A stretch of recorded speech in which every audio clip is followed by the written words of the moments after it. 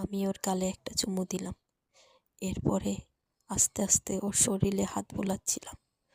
ও শুধু আমার দিকে তাকিয়ে আছে, কিচ্ছু বলছে না। ওর ঠোঁটে একটা কামড় দিলাম। কেন জানি ও আমাকে জড়িয়ে ধরলো।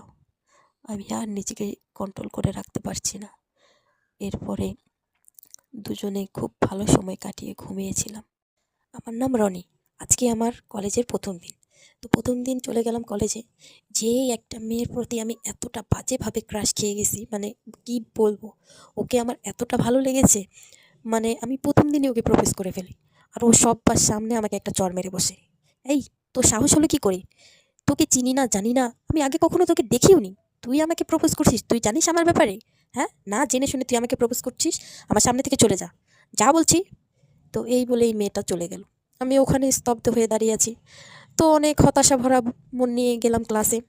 যেয়ে দেখি আমরা একই ব্যাচের। মানে কি বলবো, জ্বর খেলাম একটু আগে, এখন একসাথেই, মানে পাশাপাশি। ওর দিকে চোখ দিতেও আমার ভয় করছিল।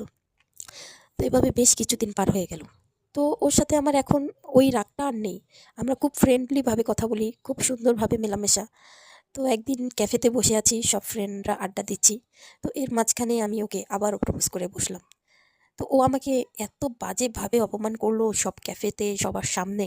এই, তোর কি যোগ্যতা আছে? তোকে সেই কলেজের প্রথম দিন থেকে আমি বলেছি যে তুই আমার পিছে ঘুরবি না। তোকে যে আমি ফ্রেন্ড বানিয়েছি এটাই তোর 7 জন্মের ভাগ্য। তুই এখন আবার আমার সাথে এই রকম ব্যবহার করছিস, হ্যাঁ? তোর সাহস হলো কি করে? তোকে নিয়ে 2 দিন ঘুরেছি ফিরেছি, একটু ফ্রেন্ডলিভাবে কথা বলেছি, তাই কি তুই আমার মাথা খেয়ে নিবি নাকি? এই, চল তোরা। ও থাক এখানে। ওর সাথে আমার আর কোনো যোগাযোগ নেই। ওকে যেন আমার চোখের সামনে আর না দেখি। তো এই বলে দিয়া চলে গেল। তো আমি খুব কষ্টই পেলাম। এভাবে আমাদের কলেজ শেষ হয়ে গেল। ও চাকরি করছে, আমিও চাকরি করছি। কিন্তু ওর অনুভূতি, ওর মায়া কেমন যেন আমার পিছ ছাড়ছে না। তো একদিন ও অফিস থেকে বাড়ি ফিরছিল, আমি রাস্তাতেই ওর জন্য অপেক্ষা করছিলাম। দিয়া, দিয়া, শোনো না। এই, একটু শোনো। 2 মিনিট, বেশিক্ষণ নেব না তো। আরে তোমার সমস্যা কি বুঝছি না তো, কি বলো? বলছি কি, দেখো এখন ভালোবাসা-টাসা নাই। চলো না আমরা বিয়ে করে ফেলি। কি? তোর মাথা ঠিক আছে? তোকে সেই কলেজ লাইফ থেকে আমি ইগনোর করছি। আর তুই আসছিস আমি তোকে বিয়ে করব। কেন? বাংলাদেশে কি ছেলের অভাব পড়ছে নাকি? তুই আমার চোখের সামনে থেকে যা, যা বলছি। এমন করছো কেন? শোন, তুই বললে হবে না। তোর ফ্যামিলিকে পাঠা আমার বাসায়। তাহলে আমি মানবো যে হ্যাঁ, তুই আমাকে বিয়ে করতে চাস। সত্যি আমি পাঠাবো তো? হ্যাঁ, পাঠা। আমার বাবা-মার সাথে কথা বলুক তারা।